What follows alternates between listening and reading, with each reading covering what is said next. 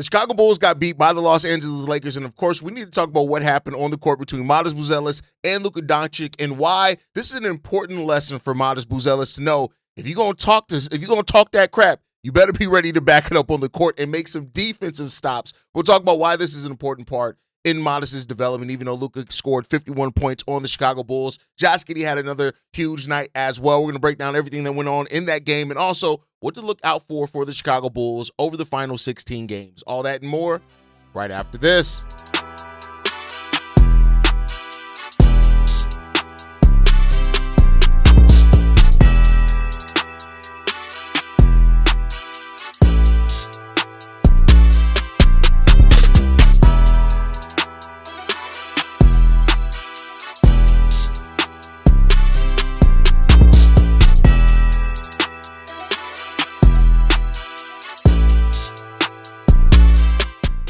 What's going on, Bulls fans? Welcome to another episode of Chicago Bulls Central, your number one spot for everything Chicago Bulls related. I'm the host there, Haize, but more importantly, you guys can follow the channel at Bulls Central Pod on every social media platform we happen to be on. With that said, let's go ahead and get into this content for today, y'all. And Buzelis, man, here's the thing, right? I'm going to start off with the positive, and, I'm going to take more positive out of it. Of course, Luka dropping 51 on your head top is never going to be a positive. And the Chicago Bulls, they lose to the Los Angeles Lakers 142-130. I did not do a post-game show last night, but it's not because of me. Blame the barista that made my coffee when I asked for almond milk and gave my lactose-intolerant ass regular milk and completely killed me. I was dead. I'm not even going to lie to y'all. I was dead. There's no way. I watched the game, but there's no way I was going to be able to present a competent show without either shaking or having to leave every 5 seconds to take care of business. I'll just leave it at that. But with that said, I'm back healthy.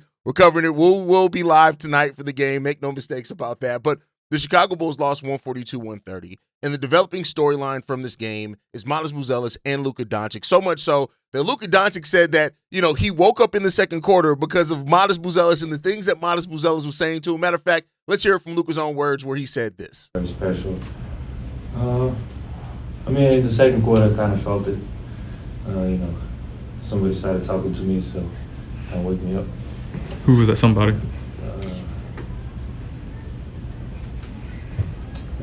Matas. Buzelis. I was surprised. I was shocked. What was it that was, if you care to share, what was the dialogue between you two? And I guess what about what he was saying woke you up? I didn't say what he said, but, if I would say that, I would definitely get attacked. But really, these games, sometimes you go in easy, and we kind of went easy in the first quarter, so then it woke me up. And so what Luke is laying out here, he said he didn't want to repeat what Modest said, but we know that Modest is a shit talker. And we know that Modest is somebody who takes that part of the game very seriously. He's going to talk shit. And Modest, who was coming off a 41-point performance himself, was probably feeling himself a little bit and talk some crap to Luka Doncic, who then Luka went 17 of 31 for 51 points, 10 rebounds, 9 assists, 3 steals, and a block. And this is the lesson that Buzelis needs to learn from this. If you want to be the man, you have to be willing to put up the points and put up the performance to back that up. I don't have a problem with any shit talk. I think more players around the NBA need to talk. We need to bring that sign of competitiveness back, right? And for what it's worth, it's not like Modest had a terrible night, but he didn't have a Luka Doncic night, right? And so you got to be willing to do that. So if you're going to talk smack, you got to make sure that you're going to be the one to back it up for your team. Otherwise, you're writing a check that your team is going to have to, it doesn't have the ability to cash in on, and now everybody's playing for it because Luka went into a different level, right? So it was all downhill from then, right? When you look at this, they ran away with the win after that. Luka scored 12 straight points, and it is what it is. And he was talking shit to Modest the whole entire time, and that's just the reality of it. And Modest recognized that after the game too. We got a clip from Modest where he said this. He started killing, obviously, when I started talking to him. But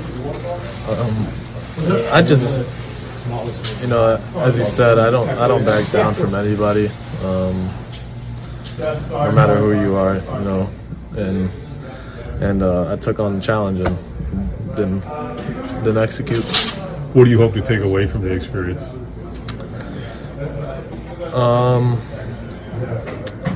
Probably not to talk to him. And so now Modest has to deal with the repercussions of that. And like I said, for what it's worth, Modest Buzelis' night last night wasn't absolutely terrible. He scored 22 points, going to 7 of 19 from the field, 6 rebounds, 2 steals, 2 blocks, 2 turnovers in that time. Now, you need to see in a game like that's while you're chirping at somebody, Modest needed to put up another 40-piece at least, right? And then maybe the Bulls could have been in this one. But what I did like to see from Modest, once again, taking the most shots on the team. He didn't make the most shots. That goes to Josh Giddey, who made 10 shots. Modest made 7. But, you saw from Modest Buzelis last night that, he can still put up a performance. And like I said, it's going to get overlooked, and this is not to gas it. When you see some of the isolation performances that Modest had on the offensive side where he made some big shots, he even made some big defensive plays, but it wasn't enough, not when Luka goes into that level. So the lesson for Modest Buzelis in this has to be you got to learn how to back up the talk. It's different when you're talking, crap to, people that were in your draft class and stuff like that, or, that type of stuff. But when you're talking about a legit superstar, an MVP caliber player in this league, you got to be ready to go a little bit more than that. And so this is an important part of the development, though. We want Modest to see if he can really be that guy.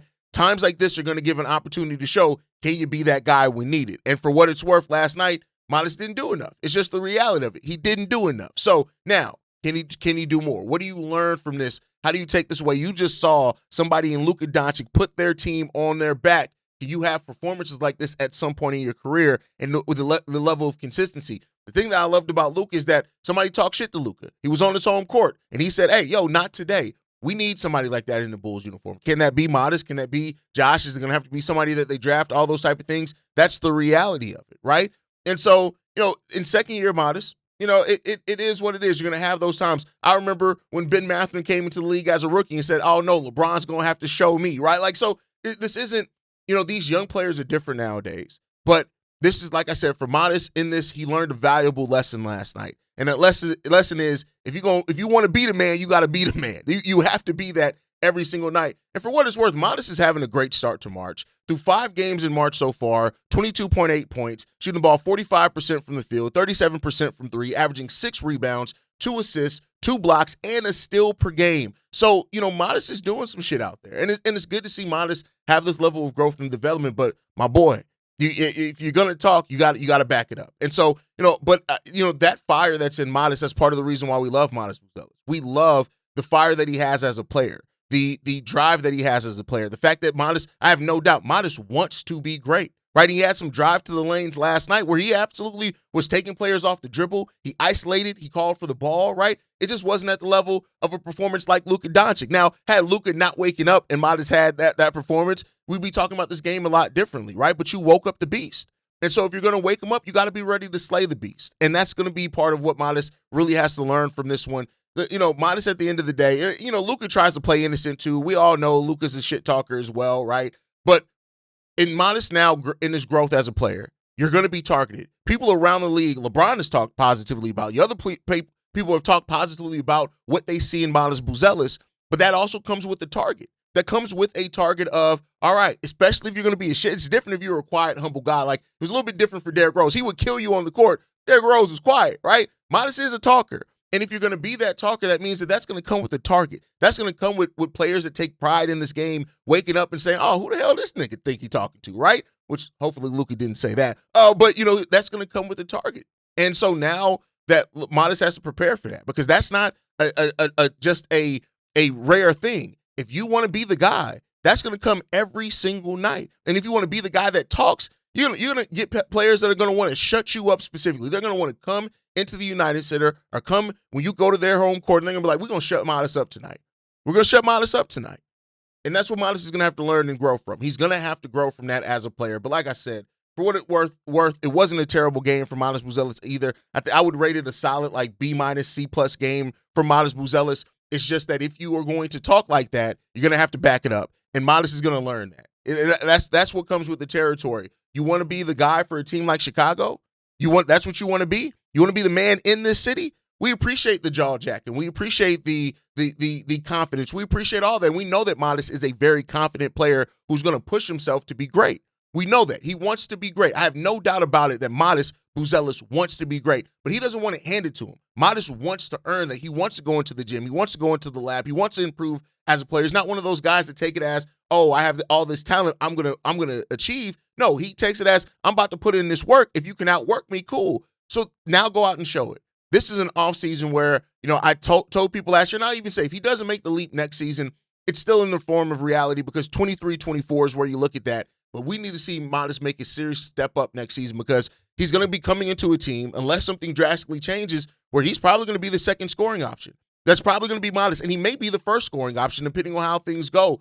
Prepare yourself, prepare your mind, prepare your body, prepare everything that's needed because if you want to shit talk, that puts a target on you. And you saw that last night. When players like Luka Doncic put a target on you, you got to be ready in those moments. If not, you're gonna get clapped. Your team's gonna get clapped, and that's what happened last night. But I want to talk about the performances overall from the Bulls because there's a lot of solid stuff in this game. Josh Giddey had another near triple double with 27 points, 15 rebounds, 15 assists, 8 rebounds, and 2 steals. And what you can take from that is Josh Giddey is back to being Josh Giddey. It seems like he's completely over that injury, that hamstring, ankle stuff that was bothering him, and now he's there, right?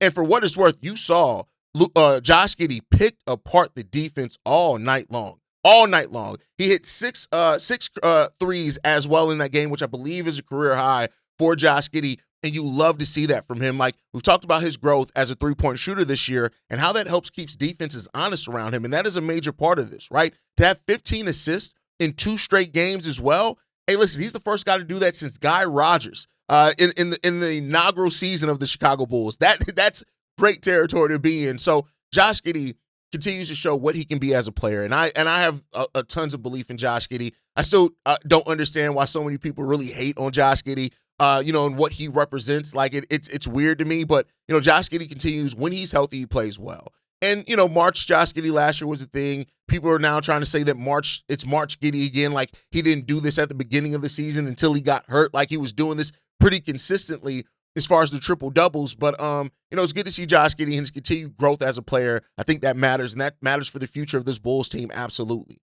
Then you also had some solid performances as well from guys like Leonard Miller and Rob Dillingham. Rob Dillingham, his second best game as a Chicago Bull, 12 points, 7 assists, 5 rebounds. Did he have? He didn't. I think he only had 1 turnover as well, did Rob Dillingham. And this goes to show again that there is some talent in Rob Dillingham. Now, you don't get games like this from him consistently, but he played 29 minutes last night. He scored 12 points, 7 assists, 5 rebounds coming off the bench, and 1 steal, only 1 turnover. If we got more of this version of Rob Dillingham, it'd be a lot different from him. Like the whole way that he's viewed by Bulls fans and stuff like that is different. The fact of the matter is that we did learn that he has been dealing with a cyst on his wrist, which may be a ganglion cyst, and he had one of his best games. He taped up that wrist, and he had one of his best games in the Chicago Bulls uniform, and he made a legit difference out there. But it's about the consistency. Can you do this consistently? Because we've seen games where you've put up solid points before. How consistent can you get that done? That's always the question with Rob Dillingham. He's going to have to show that consistently, but solid game from Rob Dillingham as well. He deserves to be acknowledged and to get credit for that. Leonard Miller, 15 points, 9 rebounds, 1 assist. Listen, are we even still having a conversation? This should not be a question. It shouldn't even really have to be a conversation anymore. Leonard Miller deserves to play the rest of the way for the Chicago Bulls. The 15 points, 9 rebounds, 1 assist, 1 steal, only 1 turnover as well. Yeah, I know the plus-minus merchants are going to say, but he was a negative 11 on the basketball court because he was a starter. Understand how plus and negative plus-minus works. But Leonard Miller continues to just be a player that could be a steal for the Bulls. And like I said, I don't want to gas him and make it seem like he's going to be some people saying he absolutely has to be part of the rebuild. He absolutely this. He could be a star. I need to see a lot more consistency before I can say that. But he does look like an NBA player. And that is something that, as a second-round pick, that is the most important thing. Are you somebody that looks like we can put you on the floor? And I need to see more playing time for Leonard Miller. I want to continue to see minutes for Leonard Miller and Modest Buzelis together and what they look like out there as that, because that's kind of where the NBA is going, right? And not to say that it's necessarily going to be Leonard Miller, because I do think that there's a chance that it could end up being somebody they draft. It could end up being Noah Essengay. It could end up being all of that. But when you look at it, is that the versatile forward lineup that player teams are going to now. Listen, Leonard Miller has a chance to be that, whether it's as a reserve role, if he can eventually turn into a starter, whatever it is. Leonard Miller has the chance and opportunity to be that. It's a very small sample size for him so far, but I continue to be encouraged when we see Leonard Miller. Every time he's on the court, he's doing something well, and that's the thing that I look at from a player like him, and I'm like, there's something that we need to invest in. because he's continually showing that there's skill there, right? And so far, Leonard Miller and Modest Buzelis have played 86 minutes on the court together, but they're plus 11 when he does that, a net rating of plus 10, an offensive rating of 127, and a defensive rating of 116.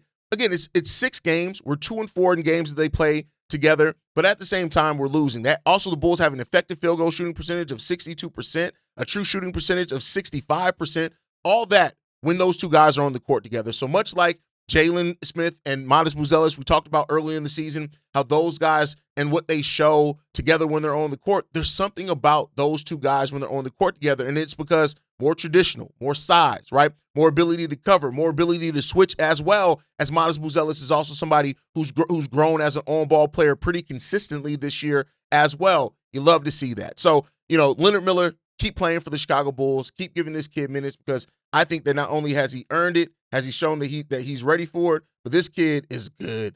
He's a good basketball player, man. And so I like Leonard Miller, and I love the fact that he continues to show it. Jalen Smith as well, 14 points, 4 rebounds from Jalen Smith. We needed him to lock in defensively, and protect the rim. He didn't necessarily do that right last night, but it is what it is. We already have talked about Jalen isn't the best when he's at center. Last night he was at center, and he's better when he's at the power forward. I think his size and stuff like that, the advantages that he does bring, they're much better when it's coming from the power forward spot. And so you need to see that from Jalen. But for what it's worth, starting center, 14 points, 4 rebounds, no turnovers, which is a really good thing from him as well. Nick Richards had 15 points, 4 rebounds off the bench also. So, it was okay, right? Like from those guys. But I think what we've seen from Jalen this season is that Jalen is better at the 4. I think that's just what we've seen from that. Not to say that he can't play 5 and he can't, come in there in some lineups and play 5. You're going to have that for him so you can maximize his minutes. But I think we're just seeing that Jalen is better when he's at the 4 for the Chicago Bulls with this roster, and there's nothing wrong with that. But those are the takeaways from last night's game. Overall, the Bulls need to play better defensively, but we know wins and losses aren't really the focus of this team right now with where things are, and we'll see if they can get it together. With that said, though, right, I want to jump back into this, though. The Bulls now have 16 games left on the season. We're 16 games left on the season. And, because of what happened last night, the Bulls, for what it's worth, is still only a half game ahead of the Milwaukee Bucks for that 9th spot. We didn't, gain another game on them or anything there, because they also lost to Miami last night. Well, shout out to Miami Heat winning 112 to that one. But, overall for this, for the Bulls, it's like, if you fall to 10th, it's not the worst thing. You're falling down one spot. You're going to need lottery luck anyway. I know people are going to want to see the Bulls do different things, and that's perfectly fine. Make no mistake about that. But, with Giannis back, you would like to think he put up 31 points last night, even though they didn't, win the game. So, hopefully that's going to be there for him. But, the Bulls, with 16 games left right now, they find themselves only a half game ahead of the Milwaukee Bucks for that 9th spot, that 9th worst record in the NBA. And then as far as the Bulls, they now find themselves 3.5 games back of the Memphis Grizzlies for that 8th seed. More than likely scenario here is the Bulls are going to end up staying right there at number 9. That's the most likely scenario. They're probably not going to drop anymore or anything like that. And again, we'll see if that does change, because there's still time for it to change. Absolutely. I want to be clear there. It's not like it's written in stone that they can't still get there. It's going to have to take a lot of losing to get there. Them catching up to the Dallas Mavericks, that's probably not going to happen at this point. I don't think that's going to happen. The 9th worst record in the league. I don't foresee that one happening. So, take that for what you will. But the Bulls have the 19th toughest schedule remaining in the NBA with 16 games left, and we'll see what they can get done with that time. Like I said, I don't expect a whole lot, to be 100% honest, but if they can, they can. I think when you look at the things that we're looking for the rest of the way for the Chicago Bulls team, with wins and losses, it is what it is. That's going to take care of itself. Is that fact that Josh Giddey and Modest Buzelis are back looking like themselves, which is really good. Not only are they back looking like themselves, but they're looking as those pieces that you can definitely build with. And that's an important part. You need those building blocks. That's part of the reason why the Bulls did reset the roster. That's part of the reason of how they're going to look to build this roster going forward. And Josh Giddey and Modest Buzelis are back to looking really good. Really, really good. Love to see that. Finish the season strong. Go into next season and this all season healthy, focused, and get ready to attack it, right? And that's really important. So over the last 16 games, Modest and Josh Giddey got to keep doing what they've been doing the last few games, keep playing well. I know people are going to say, well, it's March basketball, and take from that what you want to and what you will, but the Bulls got to keep this up. Outside of that, Can players like Rob Dillingham and Leonard Miller, how many good games can they string together over this last 16 games, right? Leonard Miller is on a really good stretch here. Over the last eight-ish games, he's had probably 5 solid games, which is really good to see from Leonard Miller. Rob Dillingham had his probably best or second best game as a Chicago Bull last night. I want to see you continue to build off that. And these guys have an opportunity to show themselves to be something this offseason. I don't have high expectations for Rob Dillingham, but like I've always said, I acknowledge that there is talent there with Rob. It's just how is he going to build it out? How is he going to develop off of that? What is he going to use that for, right? And then other things, do Anthony Simons or Jaden Ivey get back on the court at all this season, right? We haven't really heard much about Anthony Simons. We know that Jaden Ivey, there's talk that he could potentially be shut down for the rest of the way of this season. But if either one of those can get back out on the court, what does that look like for the Bulls? I do think the Bulls are going to try to keep one of those guys one of the three between Sexton, Simons, and Ivey. They're going to try to keep one of those guys. I have no doubt about that. And they'll keep trying to play, and we'll see what they can do. But do they make it back on the court? And then Yabu and Nick Richards, still looking at those guys, what they can turn into this season, what they can be potentially as bench depth for the Chicago Bulls next season. There's a chance of that, and we'll see what's going to happen with that. Again, not necessarily saying lock that in, but there is a chance that they can earn those roles next season. But that's really what we're looking for over the last 16. We do have a game tonight. We'll be live for the pregame and postgame shows tonight. I promise you I will be there for those. But that's going to do it, man. If you guys enjoyed today's episode, make sure you guys like the video, subscribe to the channel, hit that notification bell as well so you never miss an episode. And let me know this down in the comments. Did Modest make the right move by challenging Luka? Do you at least like the fact that he did challenge Luka a little bit? You just has to be willing to withstand it a little bit more. And then are you encouraged by Josh Giddey's recent strong play as well? But as always, make sure you guys are following us at Bull Central Pod. You can send us any feedback, questions, comments, concerns, bullcentralpod@gmail.com. And lastly, if you want to leave a text message and our voicemail for the mailbag, the number to do so, 773-270-2799. We are the #1 spot for everything Chicago Bulls related, but that is thanks to you, lovely and beautiful people. And like I like to end every episode on, go Bulls. Love you guys. See you right if you can, y'all. Peace. This has been a presentation of the Break Media.